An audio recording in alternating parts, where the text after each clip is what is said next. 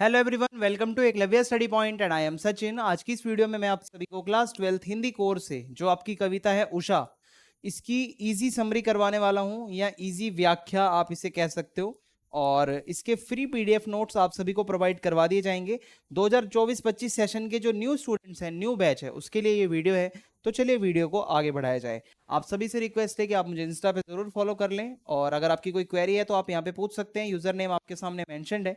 और अगर आपको हमारे फ्री पीडीएफ नोट्स को डाउनलोड करना हो तो आप टेलीग्राम ऐप को डाउनलोड करें, और टेलीग्राम पे जाके आपको सर्च मारना है क्लास 12 ईएसपी न्यू ग्रुप। यहाँ पे आपको सारे PDF notes time to time provide करवा दिए जाएंगे। तो अब हम आगे बढ़ते हैं अपनी आज की कविता की तरफ, जो कि है उषा।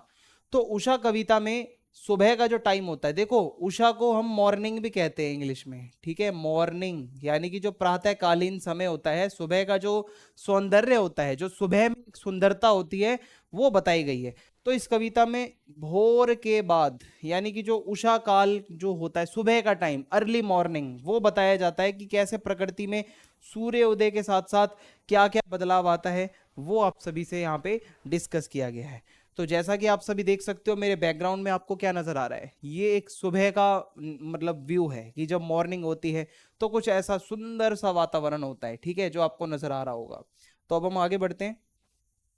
देखिए, प्रस्तुत काव्यांश हमारी पाठ्यपुस्तक आरोह भाग 2 में संकलित तथा कवियों के कवि शमशेर बहादुर सिंह द्वारा रचित प्रसिद्ध कविता उषा से लिया गया है। यानी कि कविता कौन सी है? उषा। और इसके लेखक को, जो लेखक कह रहा हूं, सॉरी, कवि कौन है इसके? शमशेर बहादुर सिंह। ओके, तो कवि है शमशेर बहादुर सिंह, कविता का नाम है उषा। तो अब आगे बढ़ते हैं हम। सबसे पहला यहाँ पे जो काव्यांश है वो ये है। प्रातः नभ था बहुत नीला, शंख जैसे भोर का नभ, राख से लीपा हुआ चौका अभी गीला पड़ा है। तो ये पहला काव्यांश है। अब इसकी हम मीनिंग समझते हैं, इसमें क्या बताया जा रहा है। प्रातःकालीन सुबह के टाइम जो आसमान है, आकाश यानी कि जो स्काई है, वो उसमें देखता है जब कवि, तो कवि कहता है सूर्य उदय से पहले भोर के समय, सुबह जो अर्ली मॉर्निंग का टाइम होता है, वेरी अर्ली मॉर्निंग, आसमान नीले शंख के जैसा लगता है। जब आप आसमान को देखोगे ना, इतना सुंदर लगता है मानो नीला शंख है। आकाश का रंग रात की नमी के कारण ऐसा लग रहा था जैसे राख से लीपा हुआ गीला चौका हो। चौका क्या होता है? यहाँ पे चौका वर्ड का मतलब लिखा है मैंने। चौका मतलब रसोई बनाने का स्थान, एक ऐसी जगह जहाँ पे रसोई बनती है, जहाँ पे खाना बनता है, ठीक है। वहां पे जैसे राख से लेप कर हम एक चौका बनाते हैं, जहाँ खाना वगैरह बनाते हैं ना, उस पे पूरे चूल्हे वगैरह पे जो हम राख वगैरह लगाते हैं, तो वो स्थान ऐसा लगता है मानो वैसा हो वो। तो प्रातः काल का जो वातावरण है उसमें ओस भी होती है ना। अर्ली मॉर्निंग थोड़ी आपको ड्यू देखने को मिलती है, ओस होती है, नमी होती है सुबह के टाइम। गीले चौके में भी यह नमी है, ठीक है। जो वो रसोई बनाने का स्थान है, जो चौका है, वहां पर भी नमी पड़ी हुई है, और इसलिए दोनों की समानता के कारण चौके को गीला बताया गया है। तो जैसे चौके में गीलापन है, वैसे ही वातावरण में भी गीलापन है। दूसरा काव्यांश। बहुत काली सिल जरा से लाल केसर से की जैसी धुल गई हो, स्लेट पर या लाल खड़िया चौक मल दी हो किसी ने। अब इसको समझते हैं, इसमें क्या बताया जा रहा है। देखो, भोर के झुटपुटे में अंधेरे और सूरज की उगती हुई लाली का मिश्रण है। जब भोर होती है, जो अर्ली मॉर्निंग का टाइम है, थोड़ा अंधेरा थोड़ी सुबह हो रही होती है, तो उस टाइम लाल लाल सा हो जाता है जब सूरज निकल रहा होता है। वो लाली का मिश्रण ऐसा लगता है मानो बहुत गहरी काली सिल थोड़े से लाल केसर में घुल गई हो, ठीक है। जो सिल होती है, तो मतलब अंधेरा काली सिल जैसा प्रतीत होता है, ठीक है। सिलबट्टा या सिल होती है जो रसोई में यूज होती है।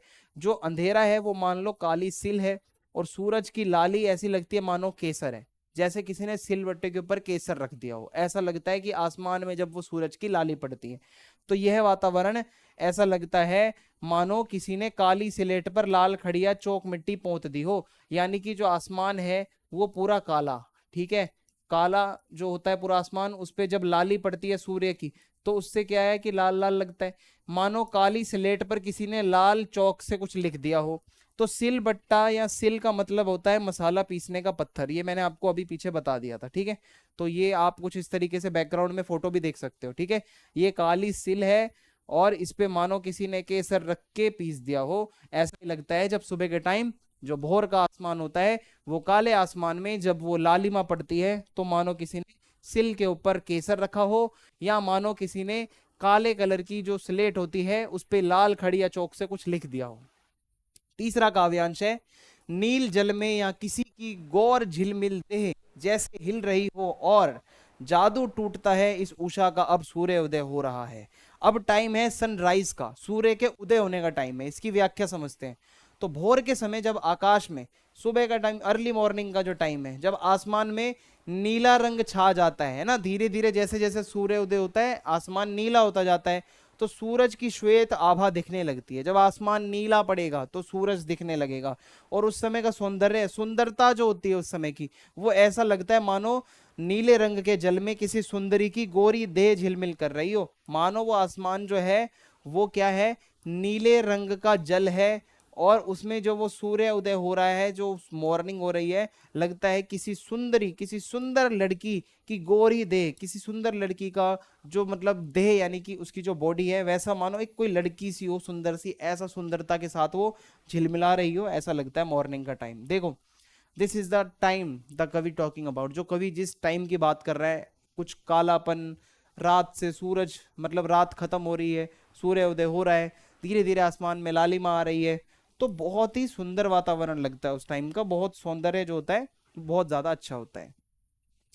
कुछ समय बाद जब सूर्य उदय हो जाता है, तब उषा के पल पल बदलते रंगों का सौंदर्य एकदम छू मंतर हो जाता है।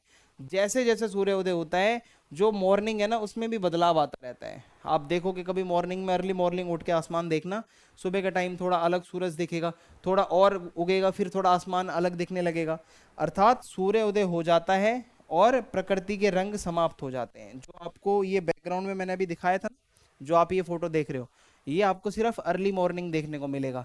एक बारी जब सूर्य उदय हो जाएगा तो ये आपको ये वाला जो वातावरण जो आपको नजर आ रहा है, ये नजर नहीं आएगा। फिर आपको नॉर्मल नीला आसमान दिखेगा, सूरज उगा हुआ दिखेगा। ठीक है, तो इस तरीके से ये था जो रंग बदल रहा है अपना, जो मॉर्निंग का टाइम है।